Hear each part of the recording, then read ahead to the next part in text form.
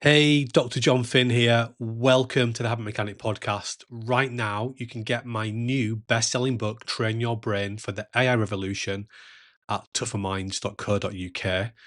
The digital book, audiobook, and physical book are all available at a special price that you won't find anywhere else. Welcome to the Tougher Minds Masterclass about the greatest human strength, the science of improving well-being and performance. I'm Andrew Whitelam. I'm joined by Tougher Minds founder, Dr. John Finn. Hi, Andrew. In this masterclass, John will explain how insights from modern science can help us to be healthier, happier, and at our best more often in our work and our lives. These insights are equally applicable for individuals and teams. John will explain more about happiness, more about how our brains work, and he'll also explain how making small changes in your life allow you to develop new helpful habits. John will also guide us through some specific exercises which help everyone start working towards feeling well and performing better. These won't take long. Let's get started. John, we increasingly see reports about the well-being and performance challenges that people face in their lives and their work. One recent report suggests that the cost to employers is £94 billion in the UK. Why is it so difficult for people to be happy and successful in their lives and work? Why can life feel so challenging? Well, I think a good place to start here is thinking about the understanding that we might know what we want to achieve in our lives and our work, but accomplishing it is a different story. I remember a Peter Kay comedy DVD where he talks about going shopping and filling his kitchen cupboard full of chocolate biscuits. He says it's so full that he can't close the door. And then he announces that he'll start his diet on Monday, but then admits that he says that every week. So we might know what we want to do to be healthy, happy, and at our best, but doing it is a different story. And the reason it's a different story is because of how our brain works. And the way that we think about our brain is the ape brain. And here we're drawing on a very famous neuroscientist work called Paul MacLean. Paul MacLean was the first guy to really make sense of how the brain worked as one unit. And he talked about it's kind of three mini brains within the brain. So we call the limbic regions of the brain the ape brain. And that stands for an acronym. It stands for, the A stands for staying alive, the P stands for perceived, and the E stands for energy. And because of these fundamental drivers of how we think and how we behave, doing the kind of stuff that we like to do is challenging. And I think at this point, it's probably worth me introducing myself and where I'm coming from. So I've worked in this very exciting area of well-being and performance psychology for over nearly 20 years now. And we work with some of the biggest companies in the world. We work with companies that are growing really quickly. We also work in education. But actually, where I began my career and many of my colleagues began theirs was in sports psychology. And about 15 years ago, I had one of the most informative experiences in my professional career. So I was working in the backroom staff of a professional football team in a psychology capacity. And that team won the league against the odds. We were more favourites to be relegated than actually win the league. And when we reflected on this, we knew we'd done something really special as a team. But actually, when we looked at the data, it was better than we understood because we'd only spent £3.3 million, or rather, we'd spent £3.3 million less on player wages than our direct competitors. So that meant we spent 58% less on player wages than our direct competitors. So we were able to acquire league points for about £25,000 per point, where it was costing our competitors up to £66,000 per point. And I still believe that's a record in UK professional football for the cheapest league points acquired. So we really were performing to our potential, if not beyond our potential. And I got really interested in how we'd achieve this. And I pursued a PhD to understand more about how we created such a powerful team. And increasingly, what I find is that our clients are really interested in how do we help our team, our people, to work even better together. And I think one of the main drivers behind that is the understanding that we now live in a world described as the VUCA world, which stands for volatility, uncertainty, complexity, and ambiguity. And what that means is if we think of maybe the S&P 500, which is an index in the USA about the top 500 performing companies. And if we look at the top 500 performing companies in, say, the 1920s, if you were on that list, the likelihood is that you'll be on the list for about 67 years. So if you were big in the 1920s, you're going to be big for a long time. But if we fast forward to today, the likelihood of being on that same list, if you're in the top 500, is that you're only going to be there for about 15 years on average. So being a big company is not a guarantee of being around for a long time anymore. And if we look at that list now, lots of the companies didn't even exist 15, 20 years ago, like Amazon's and Google's and Facebook and Uber, or certainly they've not been around for much more than 25 years. Interestingly, I saw the other day that in the last 10 years, I think only Microsoft and Apple are still on the top 10 biggest company in the world list. So this is what we're seeing is change all the time. FTSE 100 looks exactly the same. What's happening, what's driving those changes is changes in technology. So until the late 1990s, the kind of tech that we'd had around that was really influential in what we did every day had been around for a long time. And what started to happen as we entered the 2000s was we got a real expansion in some core technologies like machine learning and artificial intelligence. And these technologies really started to change what we were able to do, and they changed the world around us. So if we think about what most of us got paid to do yesterday, already we estimate that 45% of that type of work can be automated by technology. So that's the technology that already exists, never mind what's going to be around in the next 10 years or so. And we're seeing that the world is changing. There's a Japanese insurance company that has replaced all of its underwriters with algorithms. And apparently you can't tell the difference. We're seeing big banks like Citibank saying that they're going to half their sort of 20,000 workforce of IT and operations people. They're going to shed about 10,000 of those jobs over the next 5 years or so. They're going to automate those jobs. They're saying this publicly. We're seeing the high street has been decimated in the UK because now we have the technology in our pocket that's powerful enough so we don't have to go to the shop anymore. Physically, we can buy it from the device in our pocket.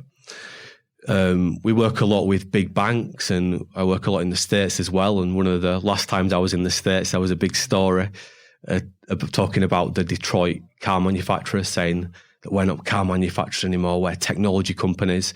And some of the banks we work for said the same, said that we're not banks anymore, we're technology companies with banking licenses. So there's only one constant in the world that we live in, and that constant is change. And the change is getting faster and faster and faster. So before I go any further, I want to point out that in any session, any learning session like this, we have to be mindful that our short-term memory only lasts about 30 seconds, and we can only hold maybe 5 to 7 bits of information at a time. So all of the time, our brain is dumping information. And one way that we can retain information is by writing things down and testing ourselves. So I would encourage you to do that as we work through this, whether it's in your note section of your phone or with a pen and paper or whatever it is, just to test to see what you've learned so far. I'm going to ask you a little test question.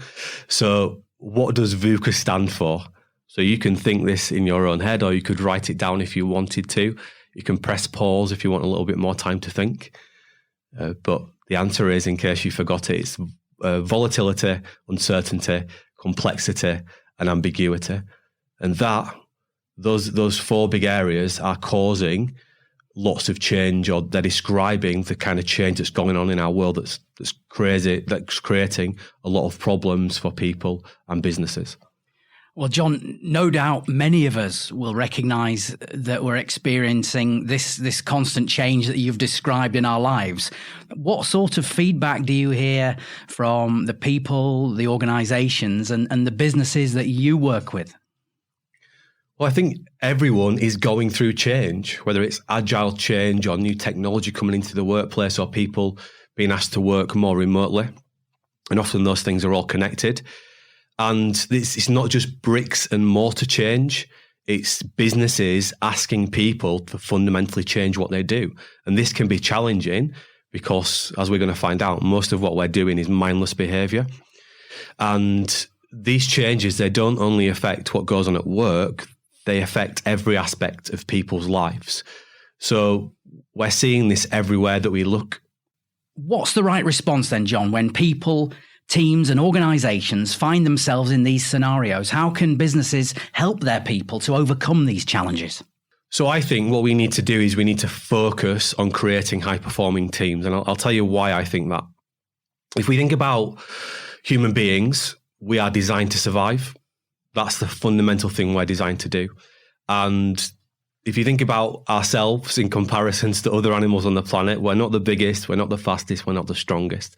So the main reason that we've prospered more than any other is our unique ability to intelligently work together and essentially to outsmart competitor species. And you can think of this as collective intelligence. And the collective intelligence of a group of people working together is potentially greater than the sum of its parts. It's also potentially less than the sum of its parts as well if we don't get it right. But throughout our history, working as a team has made it easier to innovate, learn from mistakes, and ultimately succeed and thrive.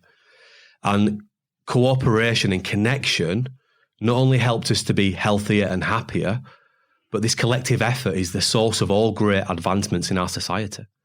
And being part of a team is fundamental to being human. But some might say that currently we're facing a team crisis because we live in a world which rewards narcissism much more than the selflessness that's needed to create high-performing teams.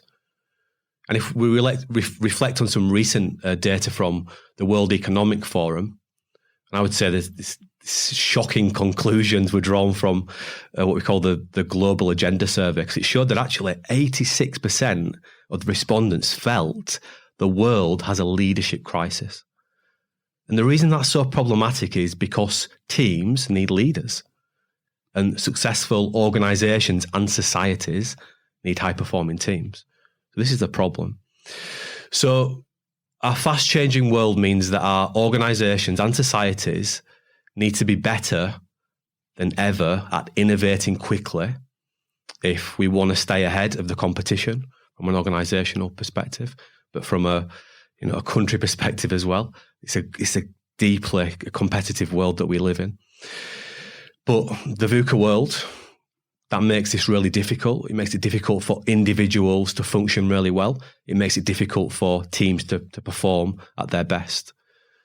So back to your point, Andrew, that many businesses are asking themselves the question, how can we help our people and our teams to succeed and thrive in this challenging world? And I think a really good way to begin answering that question is to think about, how do teams work and what are the core things that teams need to get right? So I'm going to give some insight into that. We've created a model that we call the Team Power Model, and it's metaphorically, it's a mountain. So we move from the bottom of the mountain and we're collectively trying to achieve our goals at the top of the mountain. And there are 5 core stages in this model. I'll quickly go through them, but I want to spend the most part of this masterclass just on one of these stages. The first stage is what we call me power conditioning. This is about individuals in the team choosing to bring their best selves to work, choosing to really look after themselves, choosing to be at their best. Because if you want to have a high-performing team, everybody needs to be doing that. And then the next stage in the model is what we call the community base camp. This is where the team gets together and it starts to decide on what are the big goals are that it's working towards, what are the priorities in the short term that they need to focus on to help them to achieve their goals, and also decide on what's each team member's roles and responsibilities in helping the team deliver those priorities. Stage 3 is what we call climbing support. So once we've set our goals and our priorities out and we know our roles and responsibilities, then each day we come into work and we work together and we support each other in the way that we behave and what we say to each other. And then periodically, stage 4 is what we call the campfire discussions. This is where we help each other, where we do peer-to-peer coaching, and we help each other to develop those personal assets that are going to help the team to ultimately achieve its goals. And then the final stage we call the group climbing review. This is where, again, periodically, maybe every 4 to 6 weeks, we might sit down together as a group and revisit some of those ideas, some of the big goals and the priorities that we talked about in the community base camp. Decide whether those things are still relevant or not. Is that goal still relevant? Is that still our number one priority, etc.? So that's a big overview. And if we want to create high-performing teams, it's really helpful to have a framework that we're using to think about how our team should be structured and how efficient and effective they are. But as I said, I want to spend most of the time in this masterclass talking about the first stage of what it takes to be a high-performing team. Because if we don't get this right, everything else is irrelevant. We call this stage, again, me power conditioning. And this is all about purposely choosing to work towards being at your best. So you could think of a continuum here. One end of the continuum could be I refuse or we refuse to work towards being at our best. And the other end of the continuum is I choose to work towards being at my best. A really important thing to point out here is that actually if you want to be happy, and being happy is increasingly pursued by people in society, and rightly so. Our government measures this as well using something called the UK Happiness Index. If you want to be happy, it turns out it's actually quite hard to do. And if we want to be happy, we need to be choosing to work towards being at our best. So to understand that, we need to think, well, what is happiness? Well, it's a two-sided coin. One side of being happy is what we call hedonism. This is about short-term gratification. So it's about doing things in the short term that make you feel better, but are not necessarily good for you in the long term. So eating that tasty piece of food, breaking away from the task that you need to finish by the end of the day to check your social media or your messaging apps, to check in with your friends and your family, buying those clothes that you can't really afford, but you can get them on a cheap credit, and you feel the pressures of fast fashion to get something new in your wardrobe. Whatever it is, you get the idea. And big business have made it easier than ever to get short-term gratification, to be on the hedonic treadmill, if you like. And this is important, but it's only one side of what it takes to be happy. The other side of the coin is what we call eudaimonia. Eudaimonia is all about making personal progress. It's about achieving, moving forwards, getting results. And it turns out that if people don't feel like they're making personal progress in their lives, that they start to feel stifled and overwhelmed. And we think that this is deeply connected to well-being problems, mental health problems, and also performance problems, because those ideas are connected.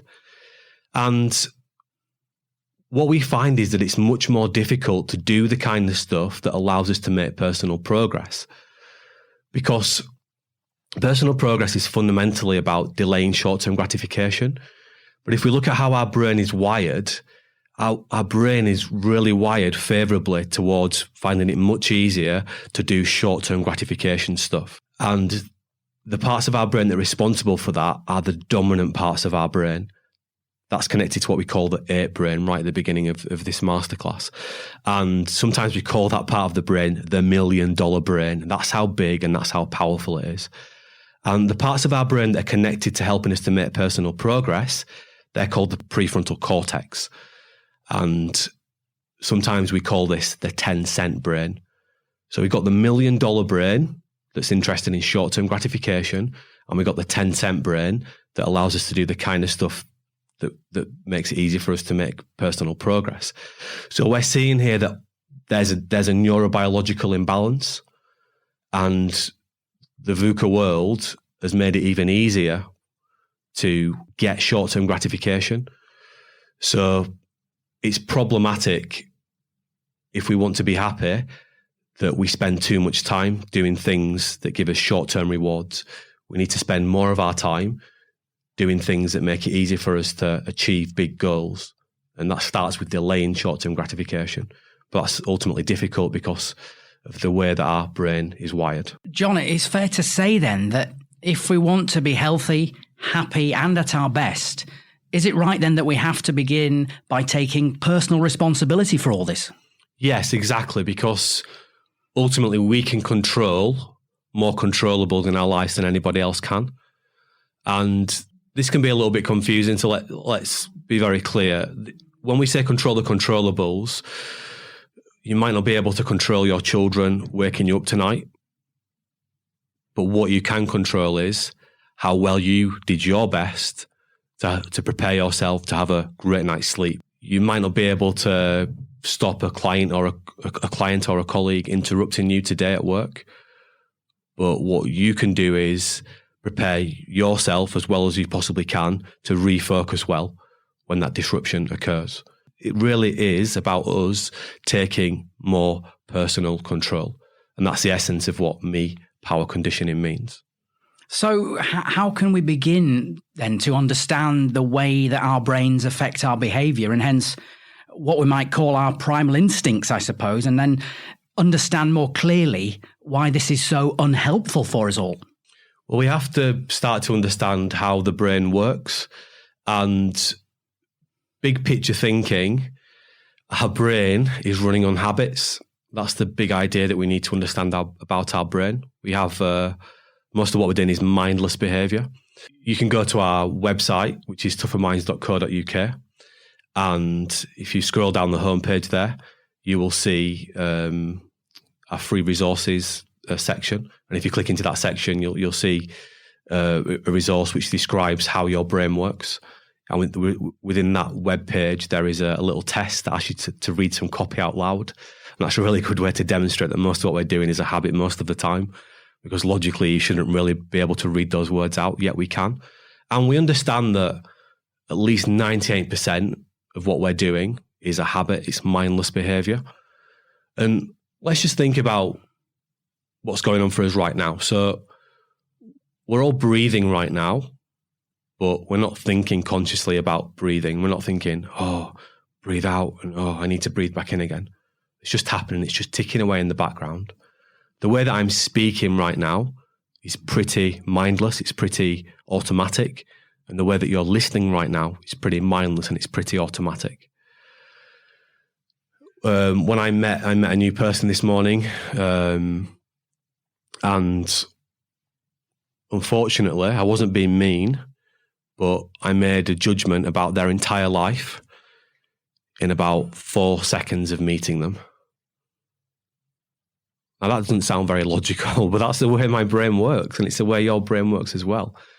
Because the brain does what's easiest, and it jumps to conclusions. And the way that our brain works beyond that is that the more you practice doing something, the better you get at it. Because when you practice something, your brain changes via a process called neuroplasticity. So the 100 or so billion neurons in your brain, they are changing all the time in accordance with what you practice. So we get good at what we practice and we get better at the habits that we practice. And habits are so dominant that I would say that my experience of the world is what I'm in the habit of attending to. So that's the same for all of us then? It's the same for every single person? That's what you're saying? Yeah, and it goes beyond that because your teams are running on habits, including your family unit. Your organization is running on habits. Habits are everything. They are driving everything that we do. And the challenge that we face is that we are not designed to be healthy, happy, and at our best as it looks in 21st century life. We are designed to survive first and foremost. And our brain's number one operating rule connected to this habit idea is that the easier it is to do something or think about something, the more likely it is we will do it. So that's the way that we work. And the challenge that we face is that this leads, unfortunately, to kind of a hangover of habits that increasingly get in the way of us being healthy, happy, and at our best in 21st century life. So Homo sapiens, we've been evolving for over 200,000 years, some would say over 300,000 years. And some of the habits that have helped us to survive, they've increasingly become unhelpful. So worrying, for example, is an unhelpful habit. And if you want to get really good at worrying, all you need to do is, it's as simple as this, all you need to do is just practice worrying a lot, and you become a world champion worrier. If you want to get good at beating yourself up, it's exactly the same. If you want to get good at procrastinating, it's exactly the same. If you want to get good at giving into temptation, it's exactly the same. And we've got all these unhelpful habits that we're starting to understand are the biggest waste of resources for any one individual at in any 24-hour period. And if they're the biggest waste of resources for any one individual, they're the biggest waste of resources for a team or a family unit or an entire organization. And they're the biggest waste of resources for a few reasons. One is because they're broadly invisible to us. We don't see ourselves beating ourselves up and worrying. Like, they're kind of mindless behaviors, and therefore we don't really realize the problems that they cause and the time that they waste. And number two is, doing those things, they often directly detract away from the kind of stuff that we're trying to do to be healthier and happier and at our best more often. And I think the third challenge is, which is a relatively new challenge, is that big business has made it easier to do these often really unhelpful things: procrastinating, giving in easily, giving into short-term gratification. Big business has made it easier than ever to do that. So what we're saying is that these kind of challenges, these kind of unhelpful habits rather, are making it more difficult to deal with the kind of things that we need to deal with to be successful in the 21st century. So they make it more difficult to be physically well and mentally well, and to be productive and to manage stress and to be innovative and to optimize our own performance and to be a great leader and to be a great manager. They just get in the way of doing the kind of stuff that we need to do to be successful. So, quick summary. We live in a world called the VUCA world, where the only constant is change, but we have a brain that's designed to survive, and it has a number one operating rule of: the easier it is to do something or think about something, the more likely it is you will do it. What that is leading to is, whether you're an adult, a child, or a teenager, more people than ever before are reporting that they do not feel very well. And if we look at recent data around that, we're seeing that mental health problems are costing employers in the UK between 42 to 45 billion a year. And what we're seeing here is that very clear connection, but it's not often talked about, between mental health and well-being and performance. Those two things are completely connected. And we can describe why these problems are unfolding and getting bigger scientifically. When we look at the science, it makes complete sense as to why people are struggling. And when we live in a world where the only constant is change, and we are fundamentally designed not to change, to keep doing the same things, that's what's most easy for us, is to keep doing the same things at work. There's only one outcome there for businesses, and that outcome is failure. Because if you keep doing the same thing in the VUCA world, you will fail. And what we're also seeing is that even if people know that they need to change, it's not quite as easy as that. So if you want to fail in this world, there's one guarantee way to do that, and it's just to keep doing what you always did. So really then, the key thing to understand here is that people probably are not going to notice how mindless their behavior is and how that's affecting them and how that's problematic for them in their lives and their work. Yes, exactly, because we are so driven by habits and mindless behavior, we don't notice ourselves. And I think that's why movements like mindfulness have been so captivating for people, because maybe for a lot of people it's the first time they've been able to step back and reflect. So the fact that we are so habitual gets in the way of us seeing ourselves and recognizing ourselves, both recognizing the really good stuff that we do, but also recognizing the stuff that's damaging for us and gets in the way of us being healthy, happy, and at our best. And how can we all begin working towards improving our own well-being then and our personal performance? I suppose, in other words, feeling better and being better. It's a good question, Andrew. This takes us back to me-power conditioning. We're not helpless. We can do better. We can take more control. Me-power conditioning really is all about stepping back and recognizing our habits, both our helpful habits and our unhelpful habits. And what we teach people to do is to just target one small unhelpful habit at a time. And we teach people how to build new helpful habits to replace that one unhelpful habit. And then we help them to build the habit of building better habits so they keep building more and more helpful habits. And this is how we help people to take more control of that so important but often elusive personal progress that is fundamental to us feeling well. And when we get organizations and teams all working on themselves, all working on one small unhelpful habit and building up more and more helpful habits, we create what we call purposeful development teams or purposeful development organizations. And these types of organizations are doing much better in the challenging world that we live in, where the only constant is change. And the kind of outcomes they're getting are connected to improved performance, greater well-being, enhanced resilience, increased productivity, increased innovation, reduced stress, improved morale, improved employee retention and engagement, improved leadership development, better performance under pressure. So just getting people to work on themselves and to keep working on becoming a better version of themselves is leading to all these fantastic outcomes that I know all businesses, they want to achieve. So if we want to do better in this challenging VUCA world, we need to engage in more me power conditioning. And this is fundamentally about helping people to make small adjustments, because we can make change, but we can't make big change. We can just make small adjustments, build small, new, helpful little habits. And the kind of habits that we find is really helpful for people to build are connected to some fundamental ideas like better sleep, better diet, better exercise, but also building better habits around how they manage stress, better habits around how they talk to themselves so that they spend less time thinking about unhelpful thoughts, better habits around performing under pressure, better habits around productivity so they can get more done in less time and they can be more creative and more innovative, better habits around building and maintaining what we call robust confidence levels, then also better habits about being a great leader.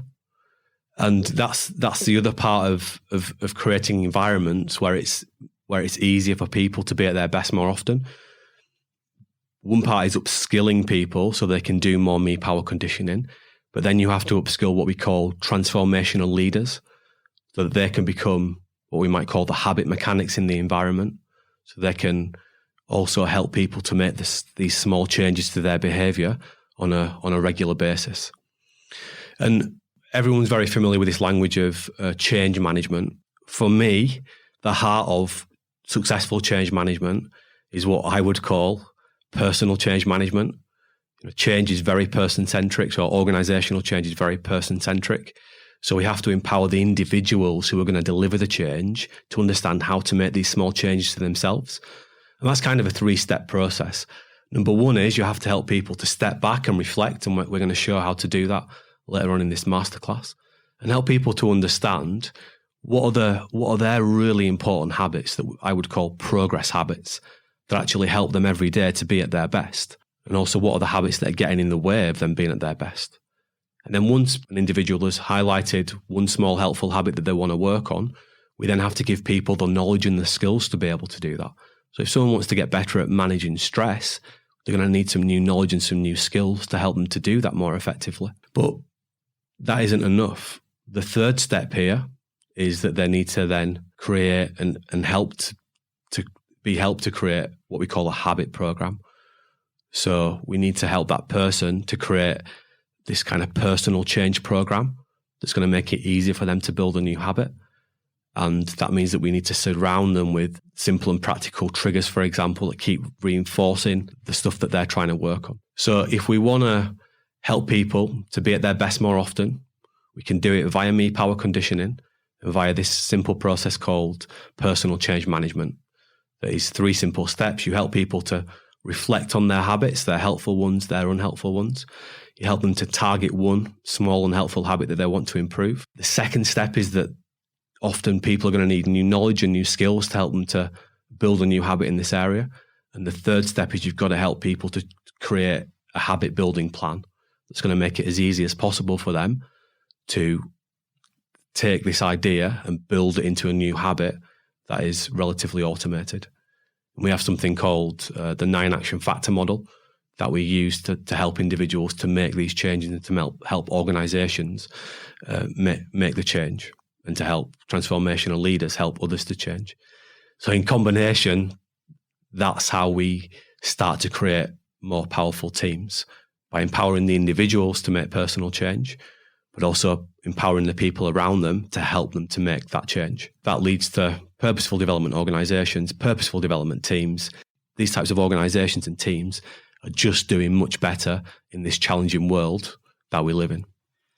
So, John, what examples of this phenomenon that you've highlighted do we see in our society today? I mean, how have businesses and organizations been affected by it? Now you're testing me, Andrew. So I think Kodak's a really good example here. Kodak, yeah. So I think in 1996, Kodak was the world's 5th biggest brand. It was valued about $31 billion. And in 2012, quite famously, it filed for bankruptcy. And one of the core drivers behind that was that digital cameras were embedded into mobile phones about 2007. And that essentially decimated Kodak's core business, which was selling camera film. Kind of made that irrelevant. And at first glance, you might look at that and people have and say, well, Kodak failed because they didn't innovate. And when you actually start to look at the details, that isn't the case at all. Kodak, in fact, invented the first digital camera in 1975. And in the 30 years building up to them filing for bankruptcy in 2012, it was reported that they actually invested about $25 billion into research and development. So I would say that Kodak didn't fail because they did not innovate. They failed because the senior leaders could not bring themselves to change course. In fact, they sold that digital camera or the rights to use it to Apple, for example. So Kodak failed to change because the individuals in the organizations couldn't change. And it really hammers home the point that successful change in any organization is going to start with personal change management and people getting in the habit of making these small changes and actually seeing the benefits of that and growing the confidence that when we do change in the right way, life starts to get easier. So that's kind of a fail story. I think a really good example of a company that's doing this really well, it's a good example because it's very well documented, is Bridgewater Associates. It's headed up by a guy called Ray Dalio. Ray Dalio's written a few books recently and done some TED Talks around this. So Bridgewater are essentially a hedge fund. Some would say they're the most successful hedge fund of all time. And the center of their business is really all about, you turn up to work today, guys, and we want you just to get a little bit better. Just get a little bit better than you were yesterday. And this creates a meritocracy in the organization. So you get rewarded in that organization for becoming a better version of yourselves. It's not about seniority. It's about people getting better. So that's an example that you can check out. Because of my sporting background and my passion for that, I also like sporting examples.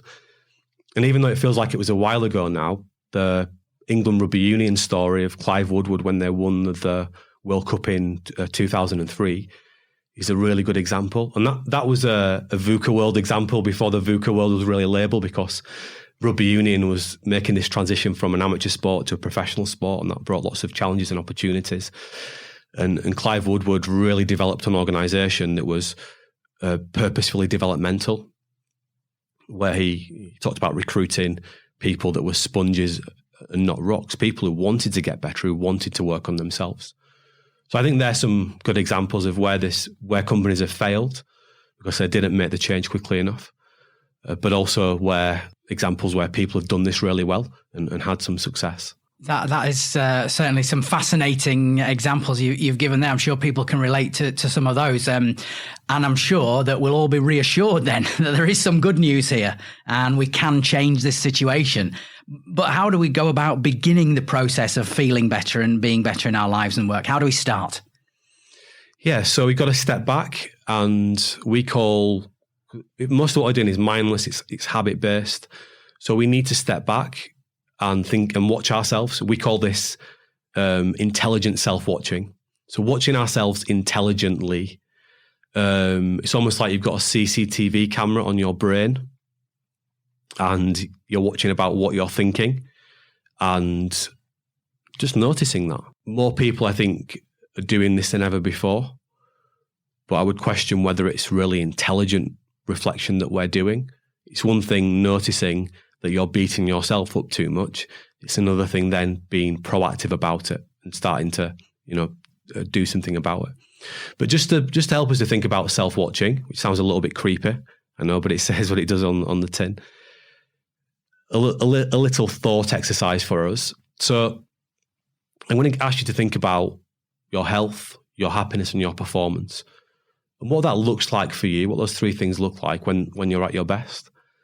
And you might want to write down a few words explaining what health means to you and what happiness means to you and what performance means to you. What are the kind of things that you're doing when you're really healthy? And what are the kind of things that you're doing that make you happy? What kind of things do you need to do to help you to feel like you're performing to your potential? And when you're doing this, recognize the core habits that are helping you to achieve those outcomes. So, for example, when I feel healthy, I have lots of energy. And to feel like I have lots of energy, I need to be sleeping really well. So for me, a core health habit is really good sleep. So it's about connecting the outcomes that you want to achieve when you're feeling healthy, happier, and at your best, but also think about the habits that underpin that. So you might want to pause this right now and take a moment to reflect on that. You might want to come back to it later. It's entirely up to you, but this is a self-watching exercise. And what we're asking you to do is step back, think about your helpful habits and some of your unhelpful habits. Just start thinking about which of those habits are helping you to be healthy, happy, and at your best, and which of the habits are getting in the way of you being healthy, happy, and at your best. So once you've thought about that, we can then think about how can we start to build more new helpful habits. So to begin thinking about this, we're going to think about how we're thinking. I'm going to do a little exercise here. So I'm going to take my hands, I'm going to cup them onto my ears loosely and imagine that I'm wearing an invisible pair of headphones. You could try that out as well if you wanted. Just cup your hands over your ears nice and loosely and imagine that you're wearing an invisible pair of headphones. And I want you to think about the size of the headphones and the colour and the brand and maybe a favourite radio station or podcast or song that's playing through the headphones. And as you're doing this, I want you to notice how you're talking to yourself. And if you don't think you're talking to yourself, I want you to notice how you're saying to yourself, I'm not talking to myself. I'm not a crazy person. So we have to notice that we're thinking all the time and we can't turn it off. Even when we get into these situations where we're asked to clear our mind of all thoughts, what we quickly recognize is that we can't do that. And our mind starts to think about all kinds of things like I need a haircut, or what about that problem I'm facing? What am I going to have for dinner tonight? Whatever it is, our brain is an attention machine. And not only that, we have a frog brain. Our brain is jumping from one source of attention to another source of attention. And the space between these jumps is getting shorter because our attention spans are getting shorter. So our brain is jumping, it gets distracted really easily. And our brain has a preference for what it pays attention to. We all have some idea of the big goals that we'd like to achieve and the kind of stuff we're going to need to do to move ourselves towards achieving those big goals. But quickly our brain gets sidetracked by short-term gratification, and it kind of almost falls into this pit that stops us getting over the chasm so that we can achieve our big goals. And to extend the challenge here, it's important to point out that we now live in a world, and this is becoming common language, we now live in a world that's described as the attention economy, where your attention is an asset. And actually some people talk about your eyeballs being the most important real estate or the most valuable real estate on the planet, because every business is trying to get their attention into your eyeballs. And it feels like we are surrounded by people interrupting us. And it can feel harder than ever to pay sustained attention to anything for any period of time. So to help us think about how we think, we're going to First of all, acknowledge that we're always thinking. But then secondly, I'm going to ask you to think of what you're thinking about like this. That you can either think about things and do things that are helpful for you making progress towards being healthier, happier, and at your best more often. Or you can be thinking about things and doing things that are unhelpful for you. This stuff gets in the way of you making progress, gets in the way of your health, your happiness, and your performance goals. And this is not the same as positive and negative thinking. I'll say that again. This is not the same as positive and negative thinking. If I really like donuts and I had 3 donuts for breakfast this morning, that would have maybe been a really positive experience in the short term, but it would have been a really unhelpful thing to do for my diet goals, and my diet goals connected to my health and my happiness goals and my performance goals as well. If this morning my boss gave me some negative feedback in the kindest possible way about something that I'm trying to get better at, although that might have felt negative at the time, actually it would have been really helpful in me getting better at that thing, because in order to get better at it, I need to make mistakes, because that's how I'm going to learn and get better. So you can either be thinking about things and doing things that are helpful for you, moving towards and achieving your health, your happiness, or your performance goals, or you can be doing and thinking things that are unhelpful, that get in the way of you being healthy, happier, and at your best. But what I increasingly find, and people tell me they find this as well, is that it feels increasingly easy to be thinking about things and doing things that make it more difficult for me to be healthy, happy, and at my best. For example, it feels increasingly easy to beat myself up when I'm checking my social media and my brain starts to compare me to other people and tells me that I'm useless and I'm not doing good enough and everyone is doing better than me. Because these social media services don't really care if I feel happy. They care about how much time I spend on them so that they can up the advertising rate. I also find that it feels increasingly easy to eat the wrong types of food, because the supermarkets have got very clever at positioning food which is high margin and therefore typically unhealthy, because sugar is very cheap, in places where I'm more likely to buy it. And I find it increasingly easy to buy rubbish when I'm in the supermarket or where I'm out a cafe or whatever, because those places don't really care if I'm healthy. They care about how much money I spend in the store.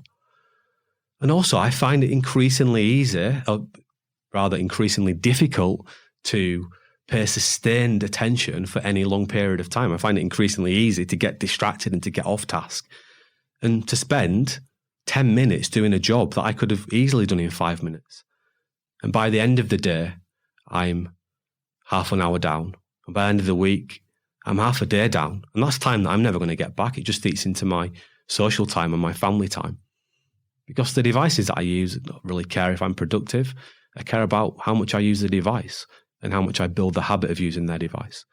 So that's the challenge that we face. And therefore, it goes back to this challenge that we're facing in the UK, in the Western world, is that it's becoming increasingly difficult to function well and to be well. And therefore, if we can't be well, it's going to be hard to perform to our potential. And that's why those two things are so interconnected. And I think we need to talk about that more. So that's the problem. And just the final concept here is, think about your time as a limited thing. There's only 24 hours in a day. Think of every day as a unit of 24 hours. And in that 24-hour period, you can either be doing things that are helpful for you or things that are unhelpful for you. And think of the 24-hour period, it's like a barcode. Instead of the black and the white lines, think of having red lines for unhelpful things that you're thinking and doing, and blue lines for helpful things that you're thinking and doing. And ultimately, you're going to have some red lines and you're going to have some blue lines. And what Me Power Conditioning is all about is helping you to identify the red lines and squeeze them out one small red line at a time.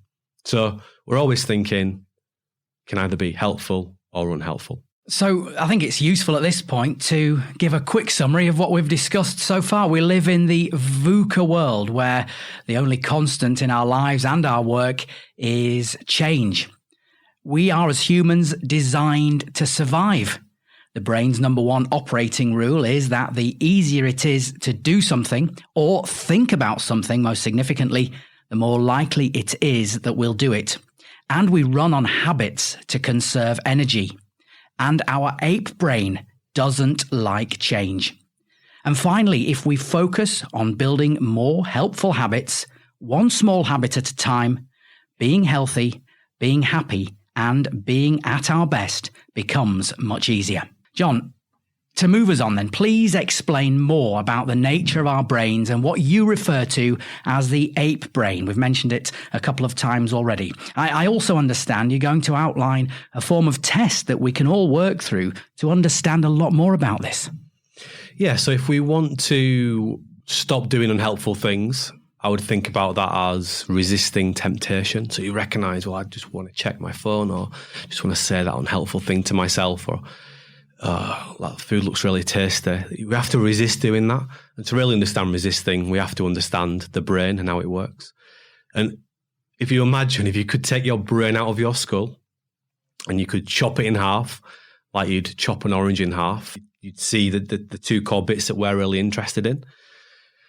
And maybe another way we're going to think about this is that you can make a mini model of your brain by using your hand, either your left hand or your right hand. And if you hold your hand just flat and you put the thumb into the palm of your hand and you wrap your fingers around your thumb and just hold it up, your hand up, you've got your thumb in the middle and you've got your little finger touching the tip of your thumb. The thumb in the middle are the deep centers of your brain that we'd see if we chopped it in half, which we call the limbic region. And the little finger is the part of your brain that runs behind the eyes up to the top of the forehead. We call the prefrontal cortex. And we're going to think about these two areas of the brain. We're going to begin by thinking about the thumb in your model, the limbic regions, the big dominant part of your brain, the $1 million brain. And we're going to call that part of the brain the ape brain, as we've alluded to so far. But we're also going to imagine that the ape brain is run by a character called Hugh. Okay, so Hugh runs the ape brain, and Hugh stands for horribly unhelpful emotions. So it's H-U-E, horribly unhelpful emotions. And this is the kind of stuff that Hugh likes to get you to do and to think about. He likes to give into temptation and act impulsively, do things you regret, jump to conclusions, have no discipline to keep going when things get difficult, have no discipline to stay focused and complete a task, quit because you're bored or frustrated and there are more fun things to do, stop trying when the reward is a long time away, beat yourself up when you make a mistake, not believe in yourself, make excuses for bad behavior, worry about things you can't control. And this ultimately makes it more difficult to build the kind of habits that are going to be helpful for us in the challenging VUCA world. Habits connected to better sleep, better diet, better exercise. Habits connected to managing stress and thinking about helpful things for ourselves. Habits connected to performing under pressure and being more productive and creative and innovative. And habits connected to managing and building robust levels of confidence. Habits connected to being a great transformational leader. So that's the challenge that this part of our brain brings. To help us to understand it in more detail, we're going to give you the opportunity to take the ape brain test. This is the test we talked about just then. Yes. So you can do this at our website. So if you go to tougherminds.co.uk, and on any page there in the top right-hand corner, you'll see a little red button that takes you to the ape test. So you might want to pause and go find that if you want to, or if not, I'm going to also shortly read through the questions. So let's just think about the ape test then and talk through it. So there are 11 statements in the ape test, and you read a statement. You can do this on behalf of yourself or somebody else. and you give each statement a score from 1 to 10. So 1 would equal that you never do that thing, and 10 equals that you always do it. So statement number 1 is, I reflect on my diet, exercise and sleep and plan to make daily improvements in these areas. So if I never do that, I give myself a 1. If I always do that, I give myself a 10. Or obviously you can give yourself an in-between score. Statement number 2 is, at the end of the day, I always reflect and highlight what went well and what I can improve tomorrow. So again, if you never do that, you give yourself a 1. And if you always do that, you give yourself a 10. Third statement, at the end of every week, I reflect on what went well and plan how I can improve next week. Fourth statement, from time to time, I think about my future. I set long, medium, and short-term goals to focus my efforts and achieve major objectives. Again, you can give yourself a score for that. 1 would be, I never do that. 10 would be, I always do it. Statement 5 is, I perform well under pressure. Again, 1 would be equal never. 10 would equal always, or somewhere in between. Statement 6, I recognize when I'm stressed and successfully plan to reduce my stress. Statement 7, I monitor my confidence levels and successfully build up confidence in areas where it is low. Statement 8, I recognize when my emotions are unhelpful and can successfully keep them under control. Statement 9, I successfully plan to improve my productivity levels. Statement 10, I successfully plan to spend less time dwelling on unhelpful thoughts. And final one, statement 11, I successfully plan to improve my performance as a leader. So you can rank all of those statements from 1 to 10, and 10 is always, 1 is never. And once you've done that, the next thing to do is, well, if you do this online, you will see a summary of your results. The next thing to do is identify the one area that, if you think, if I make a small improvement in that area, that's the smallest change that I can make in my life for the biggest return. And once you've highlighted that area, I'd like you to write down one small thing, or think about one small thing that you can do differently today that's going to improve you in that area. And the thing to do here is not to fall into the trap of being too general. So if it's a sleep area, for example, or you think you want to improve sleep, that would be helpful for you. You might say, well, I want to get 8 hours sleep tonight, or I want to get more sleep tonight. It's too vague a goal, probably, and too big a goal. If you're a 5 hours a night sleep person, it's too big a goal to achieve. So what you're better off doing is just saying, well, tonight I'm going to get 5 more minutes sleep than I did last night, even 1 more minute sleep than I did last night. We just make these small little adjustments. That's all we can do. And if we write it down, we've got a better chance of making it happen because we switch on our neocortex. And what's also quite a good thing to do at this point is that you might see a few things on the APE test that you'd like to improve, and hopefully you see some things that you're really pleased about as well, some stuff that you're doing really good. But the stuff that you want to improve, unfortunately, we don't have the resources to change it all at the same time. But what I'd encourage you to do is to create what we call a Me Power wish list. So you could write this down somewhere, or open a new file in your phone notes, and start to write down the habits that you'd like to build. But it's a wish list. It's not something you're going to change all at the same time. And once you've built this new little habit that you're working on, you can then tick that off and move on to the next one. I think at this point, it's probably also helpful to dig deeper about, well, what does APE stand for? We've touched on it right at the start, and think about why these natural instincts might be problematic. So APE is an acronym. It's drawing on Paul MacLean's work, the True Night Brain Model, and it's a twofold acronym. We are great apes, so we're pointing towards that, but each letter also stands for something, and the words that they stand for are deeply connected to what we are designed to do. So the A in APE stands for staying alive, and there aren't many lions, tigers and bears around anymore, that we're having to run away from. But this part of our brain is still very much alive. So what does it look like now? Well, it's the part of the brain that tells you not to walk down the dark alley because it might be dangerous, not to walk through the park when it's dark. It's also the part of the brain that tells you to cross over the road when there's maybe a dodgy group of people walking towards you. And there's some even more subtle things than that going on.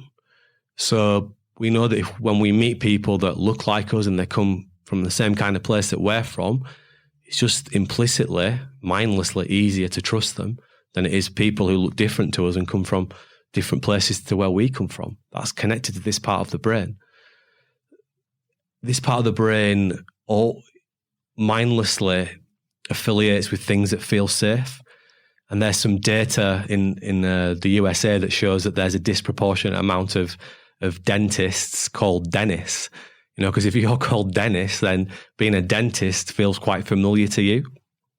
There's also some data from Maryland showing that in the state of Maryland, there's a disproportionate number of females called Mary, because again, that name feels safe. So that's the A. The P stands for perceived, and our brain is always mindlessly concerned about how we're perceived by other important people. Because remember, we have evolved to work in teams and groups. And when we're in a group, our survival chances go up. So we don't want to be kicked out of the group. We want to be liked by important people in our lives. So we have this powerful, mindless driver that's always making us think about our social status. And if we think about how this operates in the brain, the part of our brain that's interested in this is actually wired into the parts of our brain that tell us we are thirsty and we are hungry. So this social status is absolutely essential to us as human beings.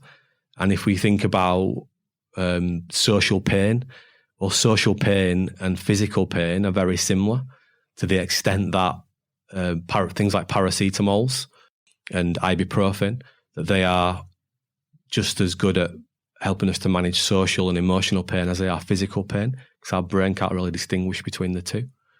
And if we think about things like social media, one of the reasons that social media has probably got so big is because it gives people the opportunity to tell everybody else how great they are, like give people an edited version of their life. So it's about impression management, really, all connected back to the P in the 8 model. Finally, E is energy, and we are designed to conserve energy. So once we're alive and our social status is in a good place, we want to conserve energy. And we do this in a number of ways. There wasn't always a Tesco's on the corner or a Pret on the high street. We, for most of our existence, food has been a very scarce resource. Energy has been a very scarce resource. So we've got very good at conserving it. And that's why our brain runs on habits, because running on habits is a really energy efficient way to operate. That's why our brain doesn't like changing things, because changing requires energy. So we save energy by, as perverse as it sounds, by defaulting to eating high calorific food, because our brain understands that it takes us just as much energy to eat an apple, for example, as a donut, but there's a lot more energy in a donut. So it's going to go for the donut. We save energy. We're more sedentary than ever before. We sit more than we ever have done. We take the lift or the elevator instead of the stairs. We drive instead of walk. We get off the bus or the tube as close as we can to where we're trying to get to. This sedentary lifestyle we're living is causing a huge problem, and that's driven. It's made easier to do because our brain wants to save energy. And then finally, we save energy, or another example is that we default on mentally challenging work. So work that doesn't give you a short-term reward, new work that we call high-charge work that takes a lot of cognitive focus, it burns a lot of energy. Because it doesn't give you a fast reward, your brain can break off it very quickly. So when you're procrastinating on work, what you're actually doing is saving energy. And the A, the P, is staying alive. That's the Bee Gees one, the staying alive. The staying alive, the perceived, and the energy, they are driving our fundamental behaviours and habits. The challenge that causes is, remember, we've been evolving for over 200,000 years, maybe even 300,000 years, is that the kind of stuff that we need to do to be successful in the VUCA world are often very different from the A, the P and the E. So being successful in the modern world is all about excellence, becoming an expert, putting other people first, innovating, being a problem solver and a problem finder.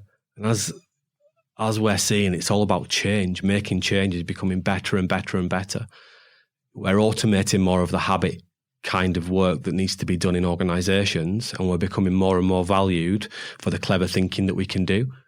But our brain doesn't really like doing the clever thinking if it can at all avoid it. So what happens is the ape brain keeps hijacking us. And that's, again, why it's really easy to feel overwhelmed in the modern world, because we're just really not designed for the modern workplace.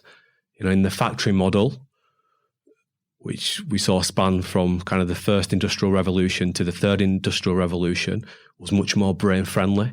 But as we enter the fourth industrial revolution, it's just not as easy for the ape brain. Doesn't like it as much. So, John, when the people you work with take the ape test, like we've just done, and again, it's on tougherminds.co.uk if people didn't follow along when you read through the questions. When people that you work with take this test, what sorts of things do you see emerging? What are the common problems and the common issues that people report back to you? Well, I see lots of people stopping after about 3 questions because they don't like what they're hearing. But when people get through it, I think the first takeaway is, wow, I thought I was doing okay. I've not really thought about myself like this before, and there's clearly some things that I can work on to become even better. I think, sleep, diet and exercise are fundamental for brain function. And last year, I think the NHS spent about 11 billion on lifestyle-related diseases. So diseases that are generated because people are not eating, sleeping and exercising properly. So we know we have a problem with that, and people recognise that as well. And actually that's the bedrock for a lot of other things, because it stops brain function. So if we don't sleep well, eat well, exercise well, productivity is more challenging, regulating our emotions more challenging, which actually fundamentally is what all this is about, is getting better at emotional regulation.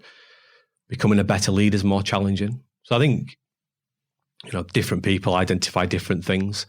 And that's what we're very aware of, is that we don't want to prescribe people that they should be doing X, Y, or Z. We just want to inform people using the best science that we understand so they can make more sense of themselves.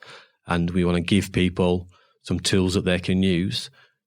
But ultimately, everyone's going to do that personal research on themselves to work out what do they need and what's going to work best for them. And they'll only do that by trying things out. Is this contradiction then that you've highlighted between how we've evolved as humans and then now what's required of us in this VUCA world, this volatile, uncertain, complex and ambiguous world you describe, is that a cause of stress to us then? Yeah, for sure. Some people say they don't get stressed, but I think we have to be clear with the language here. This is a natural neurobiological process in our brains. It's natural. It happens to everybody. Sometimes we call it the fight or flight response. And the reason this happens, probably worth thinking about it, is that we get a disconnection between what we're expecting to happen versus what actually happens. So maybe I held the door open for somebody this morning, and in my mind, I expected that person to say, "Oh, thank you very much. It's very kind of you, and you're such a gentleman, John."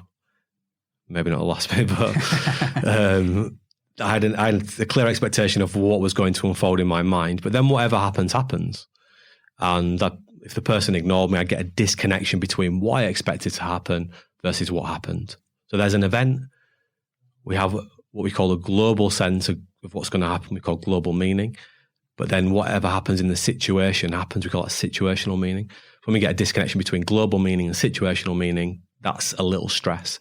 And depending on how many stresses you're experiencing, if you can kind of imagine a stress continuum, at one end is very low stress, everything's fine, there's nothing bothering you. The other end of the continuum is you're on the verge of losing control. Imagine the low end is 1 on the stress scale, the top end is 10. So depending on how many of these disconnections you're having will depend on whereabouts you are on the continuum. And once there's been a disconnection, the first thing that happens in your brain is that fight or flight response. And that's a very complex reaction in something called the HPA axis. And loads of clever things going on in your brain. But the thing that we're really interested in is that we start to breathe faster. So within milliseconds, you start to breathe faster. That's because your brain is trying to take on board more oxygen, get rid of more carbon dioxide. So your brain is getting ready to do something. And we're interested in breathing, which we'll talk about, not in this masterclass, but in other masterclasses, because it's the only part of the stress reaction that we can control. And the way, just help us to think about the first part of the stress response more clearly. I want to introduce an idea called activation. We have this concept called the activation scale. Now, we created this concept to make anxiety easier to understand, because for some people, anxiety is just a bad thing. But we understand that neurobiologically, anxiety can be debilitative to us, but it can also facilitate performance. So the activation dial, if you just imagine in your mind's eye a scale, a bit like a speedometer, where you've got 0, 0, goes all the way around to 100. And if you're at 0, 0 on the activation scale, it means that you're dead. Okay, that's the starting point. And the activations dial is just a representation of how alert you are, how fast your heart is beating, how quickly you're breathing. So when you're asleep, you're past 0, maybe you're somewhere between a 1 and a 5, and you're breathing very slowly, and your heart is beating very slowly. You're not very mentally alert to the outside world. And you come up to maybe a 10, 30, 20, 40, your numbers might still be quite low. And then you come round all the way around the other side, where your heart is beating faster, you're breathing faster. The high numbers, you might be nervous, you might be angry, you might be scared about something. Equally, you might be really excited because it kind of looks the same in your brain. And the point is that there's an ideal activation level for everything that we do every day.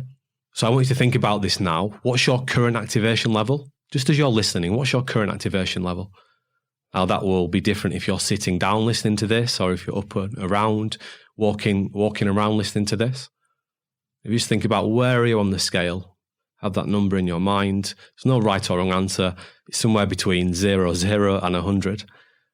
And I want you to think of a second number. The second number is, what's your ideal activation level to be able to concentrate really well and learn as much as possible from this?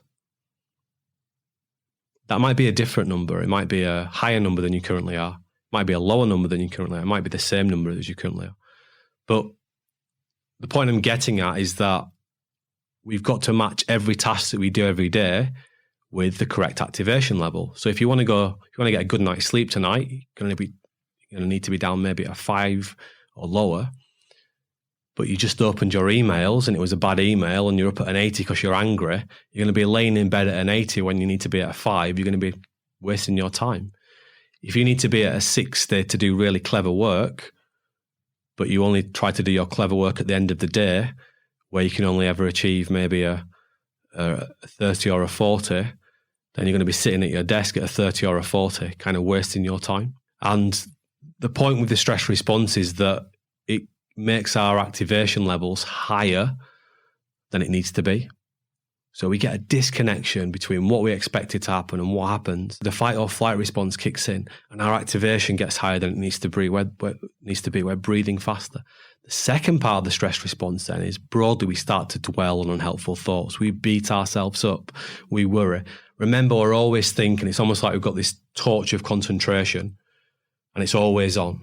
And that torch of concentration can either be pointing towards or be focused on things that are helpful for you making progress towards being healthier, happier, at your best more often, or it can be focused on things that are unhelpful. And typically in the stress response, it starts to get focused on things that are unhelpful. So that concept of activation then, you've clearly outlined it in such a way that it's so important and core to what you're telling us in this masterclass.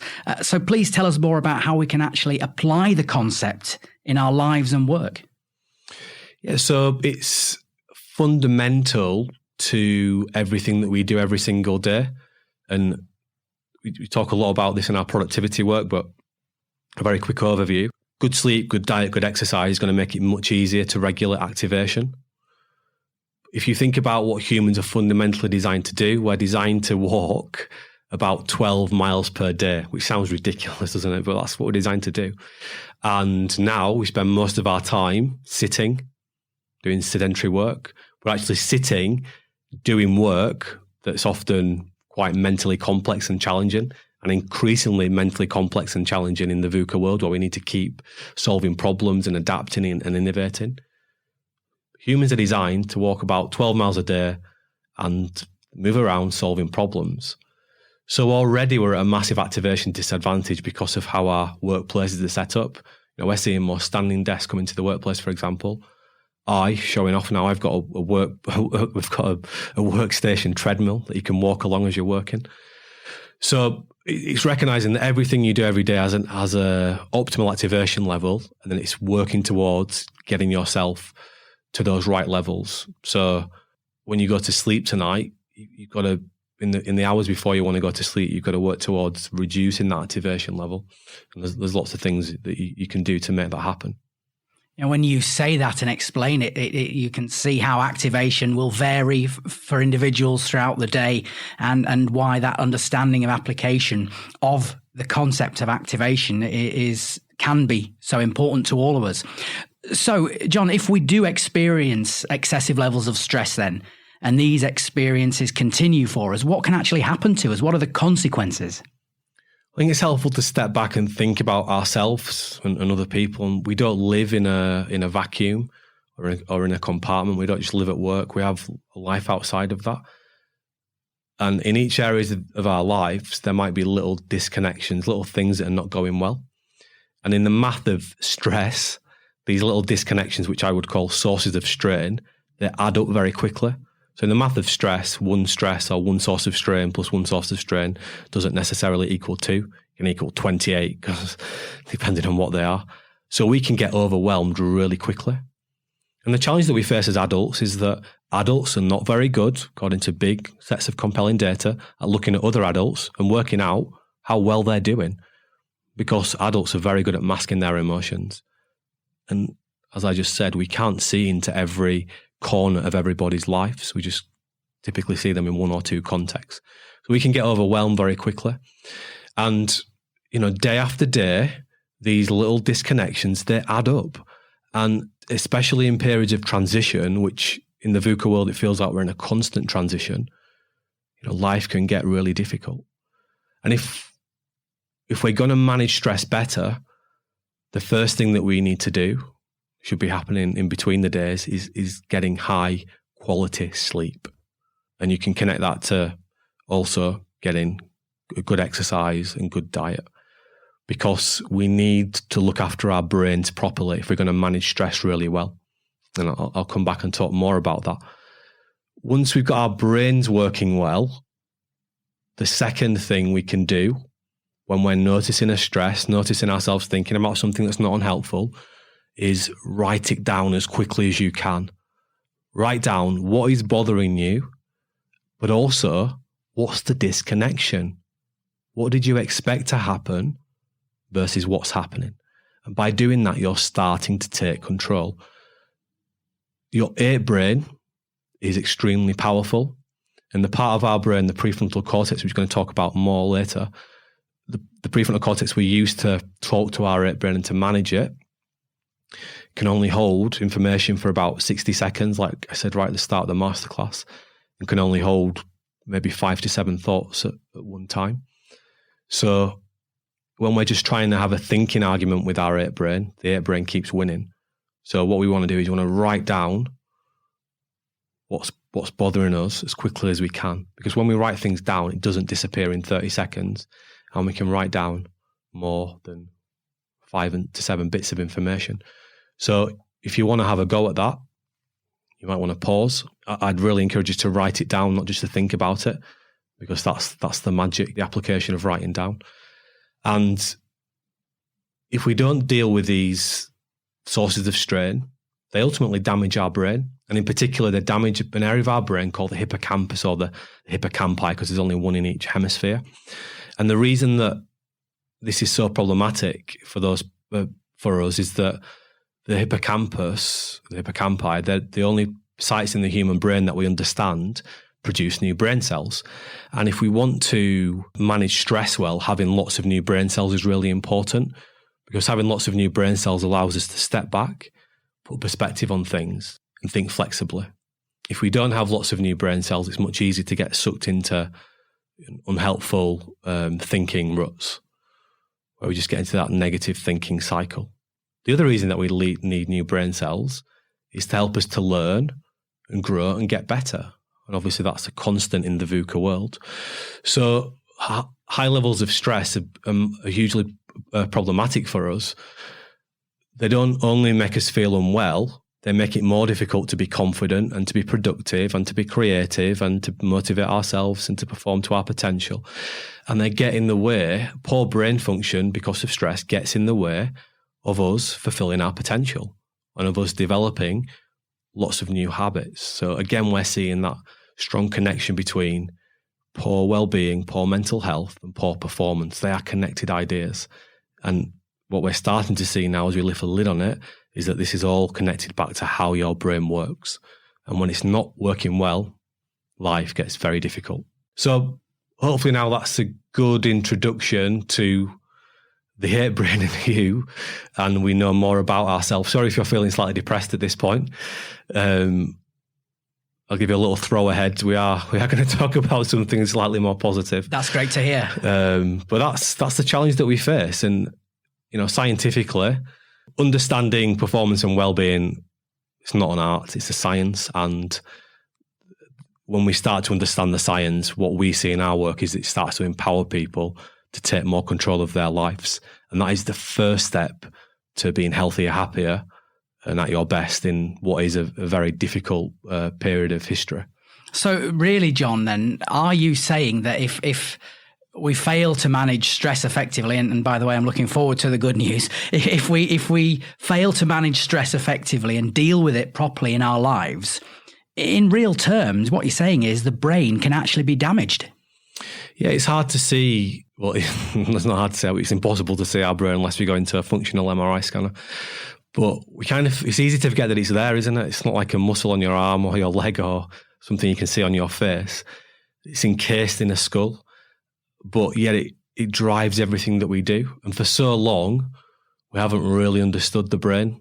And, even now we by no stretch of the imagination do we know everything about the brain, but we do have a really good gist of how it works and what we're designed to do. And yeah, if we get overly stressed, our brain stops working properly. And our lifestyles have changed so much. If we're entering the fourth industrial revolution, and I think it's really good to step back and think about the first industrial revolution and just the differences in what people were doing. They were much more physical in how they worked. They couldn't keep getting bothered by email when they went home. They cut off from work. Work wasn't bleeding as much into their social time. Typically, we were more active in our lives generally. I think data showing that we were walking back then maybe on average 8 miles a day. We were consuming much healthier foods, much less processed foods. Life didn't have the luxury that it has now, but in a lot of ways it was simple and more helpful for brain function. And the problems we're seeing in mental health and the knock-on effect of performance all goes back to people's brains not working properly. So yeah, it's important that we recognise that, and that's a very empowering message for people that I see when I share this message with people, because it helps them to feel like they've got more control. So we've talked about it. We're all waiting for it then. Is there any good news? What is this good news, or are we just doomed to fail in this VUCA world? No, we can be proactive. The big message for organisations, for government here is that this is not about bricks and mortar, spending more money, building more infrastructure. That's really important for sure. That's easy to do compared to this other stuff. What we need to do is help people to understand themselves better and teach them how to build small, new, helpful habits. We can do that by using the part of our brain that we call the prefrontal cortex. So if we go back to your little hand model, The little finger in your brain was the prefrontal cortex. It runs from behind your eyes all the way to the top of your forehead. We call this part of the brain the hack brain. I'll explain the acronym shortly. We imagine the hack brain is run by a character called Wilhelmina Power or willpower. You can decide which one it is for you. And we can use the hack brain and willpower or Wilhelmina Power to manage the ape brain and hue. So we talked about once we've recognized the unhelpful stuff that we're thinking and doing, we need to first of all resist doing it. And this is where Wilhelmina Power and willpower comes in. It helps us to resist. But instead of using the term resisting temptation, we're going to now talk about helpful attention control. That's what hack means. We can hack our brain. Helpful attention control. If we can spend more of our time thinking about and doing things that are helpful for us, which is idiosyncratic and it's subjective and it's contextual, but if we can spend more of our time doing and thinking about things that are helpful for us, life gets easier. If you want to look at the science here, what we're calling hack, social scientists like Walter Mischel, Roy Burmeister, they call it self-control, and neuroscientists like James Gross, they call it emotional regulation. For what it's worth, my PhD was in emotional regulation in very challenging career transitions for very high-performing people. And what we're calling hack, therefore, is the same as what those guys call self-control or what the neuroscientists call emotional regulation. The outcome of being able to hack your brain, regulate your emotions better, control yourself better, it's all the same thing. The outcome of doing those things is resilience, being resilient. Because resilience is a very simple idea. Is that if you're resilient, you're good at recognizing, well, you know what, doing this thing or thinking about this thing, that's not helpful for me. So I need to do something or think about something that's more helpful for me. That's all it really means. And when people are resilient, what we see is that it's easier for them to be healthier, happier, less stressed, they're more productive, they're more motivated, more confident, more creative, more innovative, easier for them to be at their best. How do we know this? Because very famous scientists have been studying these ideas since the 60s, for a very long time now. And all the data they collect points in the same direction. And they're so compelled by the evidence that they find that they call being able to hack your brain or regulate your emotions or deploy self-control. They call it the greatest human strength. You were wondering when we were going to get to that. Wow, yeah. This is the greatest human strength. So what this is predictive. If you're good at this, if you're good at hacking your brain, it's predictive for life outcomes. A huge new study came out very recently, again, pointing in the same direction. So what does it mean? It's predictive. It means if you're good at this, you're going to be more successful at school when you're younger, more successful in life when you're older, lower stress levels, better mental health, better physical health, happier, more popular with other people. Goes further than that. Stronger marriages, romantic relationships, more trusted, fewer drinking and drug problems. Remember, this is about recognizing doing that isn't very helpful for me. I need to be doing something that's different. Fewer eating disorders, fewer traffic accidents, less likely to commit crimes, lower partner abuse. This is serious stuff. All the stuff that is fundamental to us being good human beings is connected to this concept, hence the greatest human strength. And at the far end of your life, you live longer. So this predicts some of the most important life outcomes that we're pursuing in 21st century life. So, I mean, who wouldn't want to experience and benefit from all that? That's a fairly startling list. And I guess, John, you'd say to people then that successfully hacking our brains can help us to improve things like our well-being and our personal performance in our lives and work. You already have, perhaps. And why then? Why is it referred to as the greatest human strength so fervently? Because it's like a Swiss Army knife. If you think of in very simple terms, think of your prefrontal cortex like a muscle.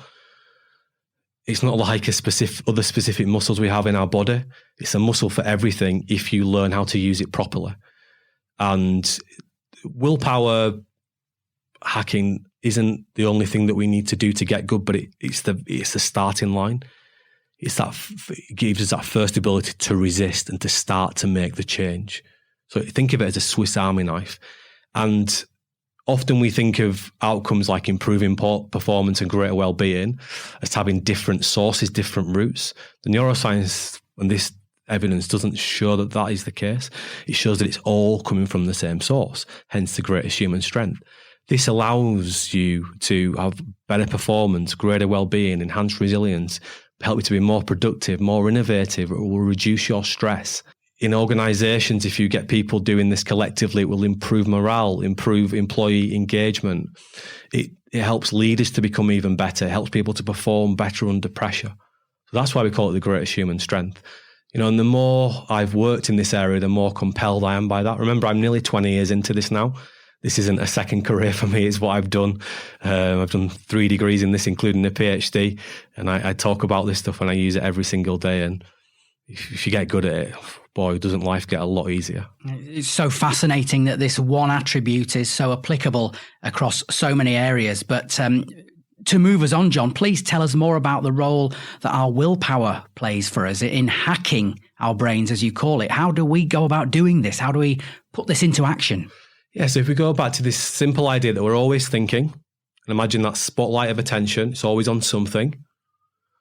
It's about recognizing that actually thinking about this or doing this isn't helpful for me. And then we use the willpower to switch our attention back onto something that is helpful. It's as simple as that. So the willpower allows us to make that initial resistance. And then we have to deploy what we call the 9 action factors model to help us to keep persisting with the change that we want to make so we can build a new habit. But willpower or Wilhelmina power is the starting point. What is really helpful to recognize, and what some people don't, and this leads to them beating themselves up quite a lot, which obviously isn't helpful, is that willpower is a limited resource. It's not unlimited. So that if you slept well last night, if you maybe did some exercise going into work this morning, maybe had some breakfast, your willpower was quite high in the morning. But then as you go through the course of the day, it gets depleted, and it also gets depleted throughout the course of the week and the quarter and the year, etc., which is why we need to recharge our batteries. So it's a limited resource, but also it's a trainable resource. Literally using that muscle idea again, it's like any other muscle. We can train it up and get better at using it. Now, we used to think that brains were fixed and that after you physically stopped growing, your brain pretty much stopped changing. That was it. The idea of a leopard never changes its spots, so to speak. And then we got this technology called functional MRI scanners. And that was the first time we were able to actually see inside the brain in real time. And that showed us that actually our brains are not fixed, they are changing all the time. And our brains are highly malleable. So the 100 billion or so neurons in your brain, they're like plasticine, which is why we use the term neuroplasticity. It means that your neurons are like plastic, in particular, like plasticine, that they remold. And we can see, again, using brain scanning technology, that the sites in our brain connected to hacking, willpower, they are like little muscles. The more we practice working them out, the stronger they get. And the better they get at dampening down the hue and the ape brain's urges to do what are sometimes unhelpful things. Don't get me wrong, we need the ape brain, and we need the ape brain and the prefrontal cortex to work better together. So it's not we need one, not the other, but actually what we find is that there's often a big imbalance, that the ape brain is running things too much. Hugh has too much control. So we need to sharpen up the prefrontal cortex regions, the hack brain and willpower, to help to create a better balance in the brain. So we can use our limited willpower to hack the ape brain and ultimately direct it towards building small, new, helpful habits every day. So if we go back to the ape test, recognize that one small thing that we want to work on, we've got to focus putting our willpower onto that thing. You need to recognize that if you don't sleep well, you don't eat well, you don't exercise properly, willpower is going to be very limited anyway. Secondly, you might want to think about when is your willpower most highest during the course of the day, and therefore, do you need to do the most difficult things at that point? But that's probably another talk. The big idea here is that we are not helpless. We can do better. That the ape brain doesn't necessarily have to be in control all of the time. So now you know some stuff about the hack brain and willpower, and we've got some insights about why it's important to manage the ape brain and how we can start to do that. From what you've said then, we're all able to improve our own brain hacking skills. That's an opportunity we have. And is it right to say that in the same way we can learn and improve a physical skill like playing a sport perhaps, we can actually learn how to hack our brains more effectively and gain the benefit from that? Is that available to us all? Yeah, exactly that. So this is a learning process. Everything you learn looks the same. It goes from knowledge to skill to habit. So it starts by getting some new knowledge into your brain. You can only hold that for 30 seconds. To work it deeper into your brain, you need to repeat it. So yeah, we can learn to change our brain. We can learn to strengthen the areas of our brain connected to better hacking, better willpower. So wherever you think you are right now, you can get better at it, even if you think you're already brilliant at it. The reality is that our life goes up and down. Sometimes everything's fine. Sometimes everything's rubbish. Sometimes things are in between. So it's this constant cycle of stepping back, recognizing this kind of stuff that we're doing, whether that's helpful or not. If we want to build a new habit, let's say around building better sleep, getting some new knowledge and skills on that, and then creating a habit program around that makes it easier for us to build that habit. And that changes our brain, physically changes your brain, like you change a physical muscle in your body if you keep working it out. Well, John, thank you so much for the insight you've given us in this masterclass. It's probably appropriate now at this point to summarize and remind people of what we've discussed. The first thing is that we live in the VUCA world. VUCA stands for volatile, uncertain, complex, and ambiguous. It describes the constant change and flux we all experience. If we're to meet this challenge, we should adjust to succeed. We need to change our habits. And that's because at least 98% of what we do is a habit. And these habits mean that we're designed to survive. We're designed to survive and nothing else. Certainly not the type of challenges the type of challenges that we face in the VUCA world. The stress that we experience in the VUCA world because of it can actually damage our brain. But there's good news because our willpower can put us in control and help us deal with this. It can put the brake on the ape brain, the part of our brain that drives this unhelpful behavior. You call that, John, hacking, and being able to use helpful attention control is our greatest strength. Indeed, you've described it as the greatest human strength. And this was the Tougher Minds Masterclass about the greatest human strength, the science of improving well-being and performance. You can discover more about our Tougher Minds programs and resources by visiting the website tougherminds.co.uk. Thank you for listening. Thanks for listening to the Habit Mechanic podcast. If you liked it, please subscribe and tell someone else about one of the ideas or insights that you found most interesting.